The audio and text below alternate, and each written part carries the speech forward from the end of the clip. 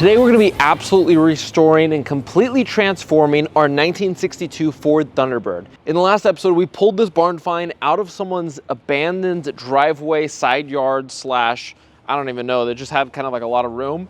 And this thing was just sitting rotting, all kinds of leaves on it. Brought it back to the shop, tackled all kinds of things from the broken ignition to the broken lock on the gas cap. We dropped the tank, we gave it some gas, had to replace all the gas lines. It needed a new fuel pump. We gave it a little tune-up, some spark plugs, some spark plug wires, topped off all the fluids, and of course got the thing running. It needed some brake fluid, it needed some work on the brakes. Other than that, we turned it into a running, driving car. Now, it's far from being a reliable car, and it's far from being a show car. On top of getting this car in daily driver shape, we're gonna give it a good makeover. And I know you're looking at this dull paint and you think, oh, it needs a paint job. Well, the power of single stage paint, some elbow grease and some buffing pads and compound, and you could make this look amazing, especially for you guys because you're on the camera, so you can't see all the little mini cracks. By the end of this video, this thing's gonna pop like it's fresh out of a paint booth. So let's get to it. All right, guys, in the last video, you saw we drilled out the ignition in the T-Bird. Well, we got a new one. If we had had the correct key, we could have removed the tumbler by using a paper clip, stick it in that hole, but we didn't have the correct key. You'd put it in, it would just jam, it wouldn't do anything. So, got the new one in. I'm gonna align it properly. Won't have to use a screwdriver anymore to start the car. Key now works. There we go. Obviously the battery's dead right now, but hey, it works.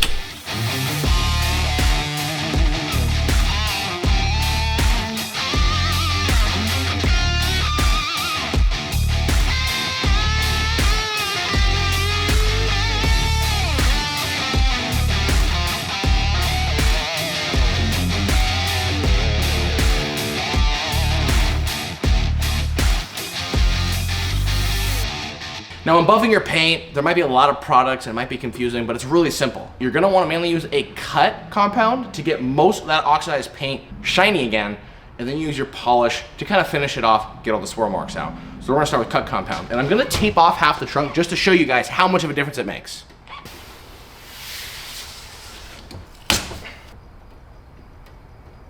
It's not coming out. Oh, there we go. All right, let's spread it around.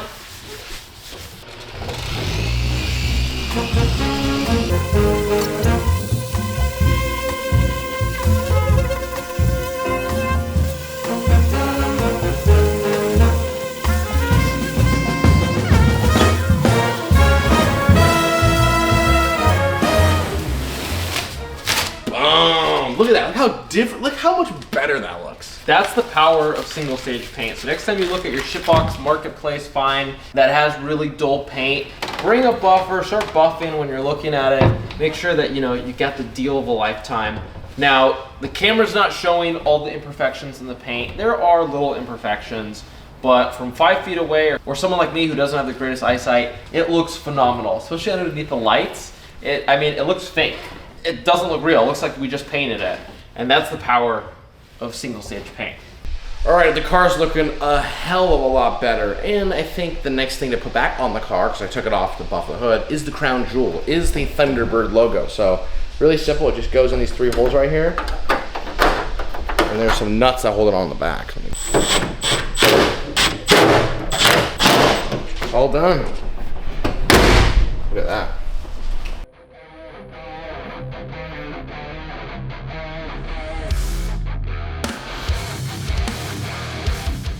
Now that the entire car is buffed and shiny, it looks like it's just been painted. Now it's time to start working out all the kinks. For one, the power steering doesn't work too great, so we gotta work on that. Carb leaks, it's not running perfect. Those are things that we're gonna take care of. But the most important thing is that this car is not charging right now. Now we put a brand new battery in it, so we were able to drive it around, no problems. But the constant startups, it eventually dies. So you gotta use a jumper, we put a new battery in it. We're like, is it even charging? So we tested, we were getting 12 volts, which means it wasn't charging, should be around 13.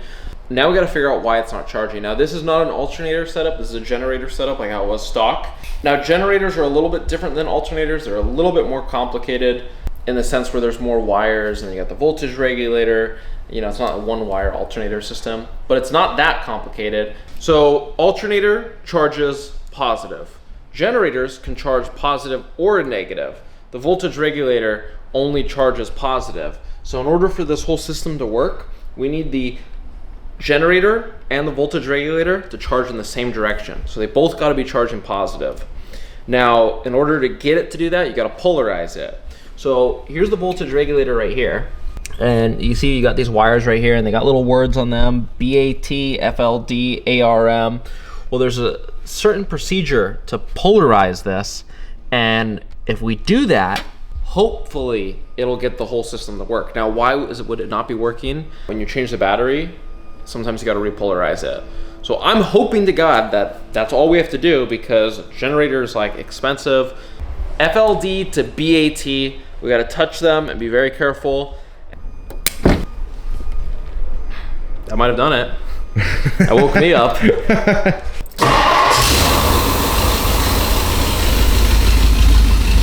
Nope. Now this is the part where I feel like a major idiot. We trace the wires. I don't know how we haven't seen this before, but if you come down here and look with me, you'll see something very obviously concerning. That's probably our problem. And that is that the wire going straight to the generator is disconnected. All right, we connected the wire that was broken, put a new connector, got rid of all the janky wiring, put some of my own janky wiring in it, and we got the multimeter hooked up, 12.5 just sitting here. Let's start the car, and let's see if it charges.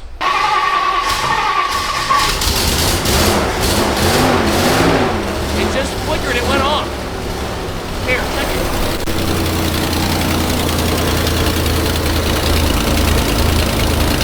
Let's go, dude!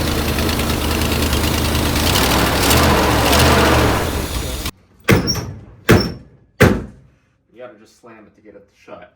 Anyways, go pick up some Backspeed Boys merch at backspeedboys.com. We got all kinds of shirts. This one's gonna get released soon. But if you wanna be the coolest guy in town, get yourself some Backseat Boys merch. All right, guys, next up on the list is the carburetor. Now, I believe this is an original or around original carburetor. It's definitely from the 60s. And we're gonna replace it because it's leaking out of every crack and crevice. It's leaking gas out the front. I put this rag there that's basically become a Molotov. So we're gonna get rid of that. I'm gonna pull this off. We got a new one laying around at the shop we'll put on, but we're definitely gonna get this one rebuilt. I got a guy down the street that rebuilds these old carburetors. They're worth some money and they work really well, but not when they're leaking. This thing's ready to come off. There we go. Look at this thing. I mean, this thing's almost as ancient as some of the viewers watching this right now, but that's okay. I mean, look at that old like stamped Ford badge right there.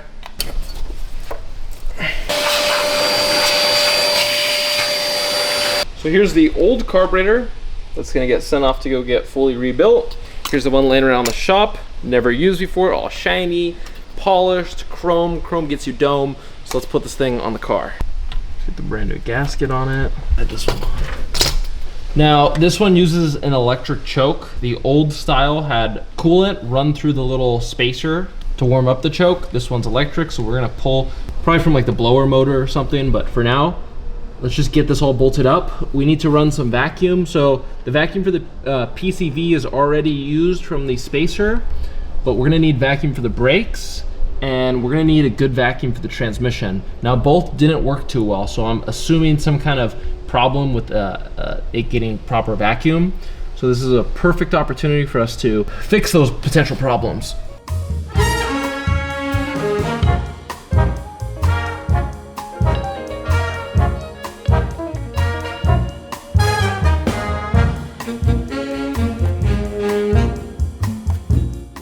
We're gonna be sharing power from the blower motor for the electric choke now.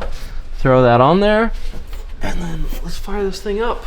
So it's gonna have to prime for a little bit to fill up the car with gas, but that's fine.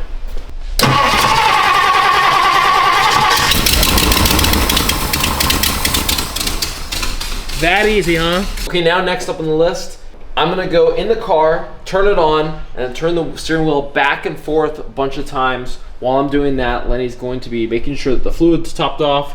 When you turn it, the fluid will pour out of this, so you gotta keep it closed, but occasionally let it bleed all the way, let the fluid get to every crack and crevice, because we still have some power steering. I don't believe the power steering's bad. I believe it probably just needs to be bled properly. These things that have been sitting and leaking and air gets in the lines, giving it some fresh fluid, just gotta bleed it. So that's what we're gonna do. Hopefully that works, and we'll see what happens.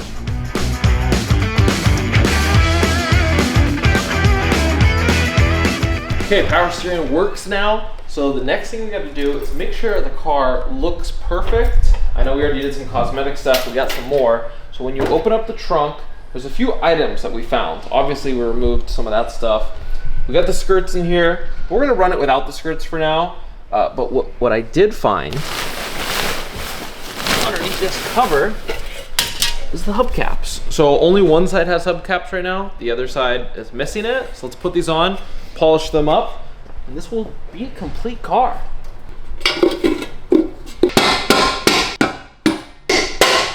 You guys see the problem with the new hubcap? There's too much brown all around. So we're gonna do the brown delete, and that is simply a spray can.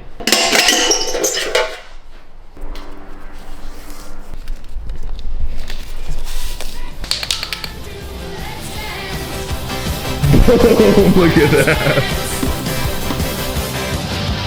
Hey baby, things are swinging right. Yes, I know. The tape.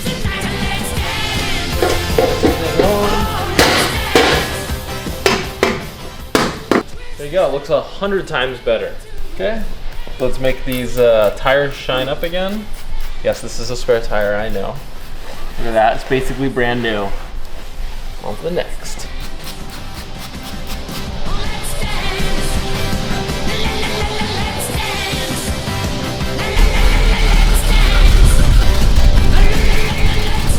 All right, we gotta clean out the interior. You know, this interior isn't in terrible shape.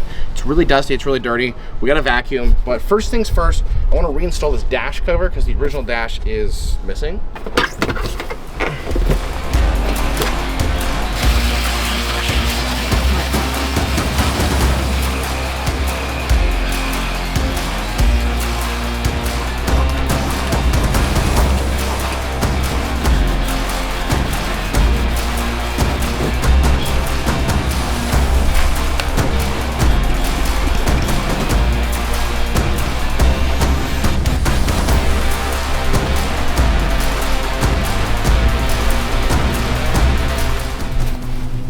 Now that this thing is all clean, it's time to go take it out, see if it's actually roadworthy again.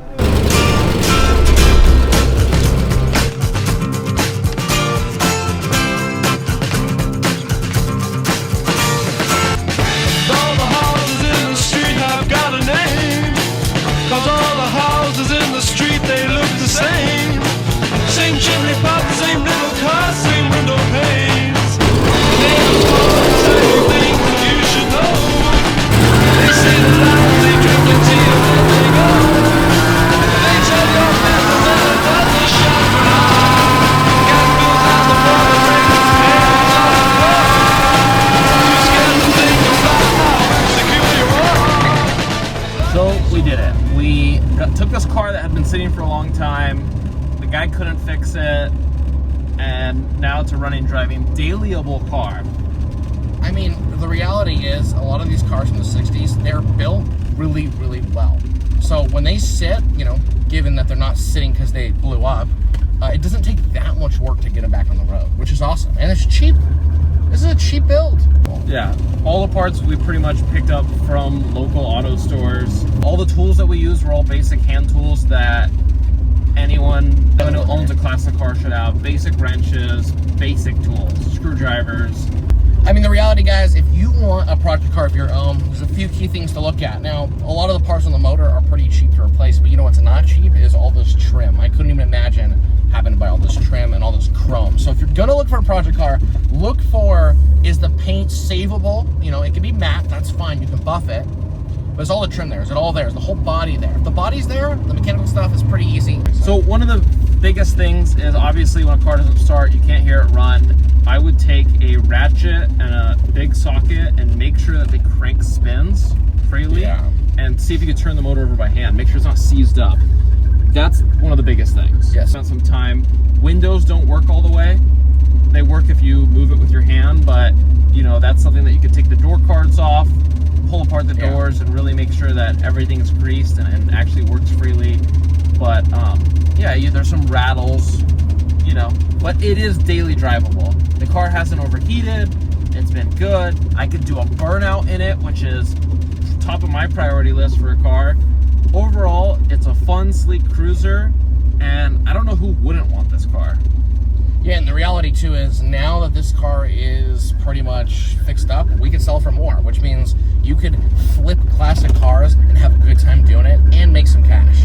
I want to take a quick second and thank today's sponsor, Liqui Moly. They make some of the best oil in the game for all different types of vehicles. They have oil for classic vehicles, they have oil for modern vehicles, they have oil for all kinds of European vehicles. This is made in Germany oil, high quality stuff, but they actually make more than oil. We use this oil in pretty much every build we have. We also use their grease. We use their brake anti-squeal paste. They have tons of additives. They got an additive to help lifters. If you got an LS motor with some lifters making some concerning noises, they got additives for that. They got additives to protect your fueling system. They have it all. So next time you're getting your fluids, specifically oil especially, make sure you check out Liqui Moly. If you want to put the highest quality stuff in your car, which you should put the highest quality stuff in your car, check out their oil. Now back to the video. Well, I hope you guys enjoyed the video. You gotta remember, when we found this Thunderbird, it was abandoned, sitting for 16 years. And like a lot of projects on this channel, just because something's been sitting a long time doesn't mean things are broken. Sure, they may have cobwebs or dust on it, but actually when it's been sitting for a long time, that means that you have an almost running car, unless something like the engine or transmission blew up, but you have almost a running driving car that's simply a few afternoons, a few trips to the parts store from running and driving once again. Of course, we were very lucky with this build. We were unlucky on things like the locks, but as far as everything else, we have a perfectly running engine, perfectly working transmission, brakes work, everything works. Spent an afternoon buffing the paint and it looks phenomenal. I mean, look at that cherry red. Like, it looks great. And sure, there may be little imperfections here and there. That's patina, that's what gives it character. I think it looks good. The chrome is in such good shape. We made the tires shine once again. And just troubleshooting some of the basics with these old cars are so simple. We do a lot of crazy cars on this channel, from some of the scariest BMWs to work on, to some of the scariest Mercedes, to Mustangs, to custom LS swap Jags. So when we do a little old classic build like this, it's like Legos. It's so simple. So if you have a project that's been sitting for a long time, go work on it, figure out what's wrong with it. I believe in you. So make sure you like this video, make sure you subscribe. If you want to get some awesome Backspeed Boys merch, go check it out at backspeedboys.com, and we'll see you in the next video.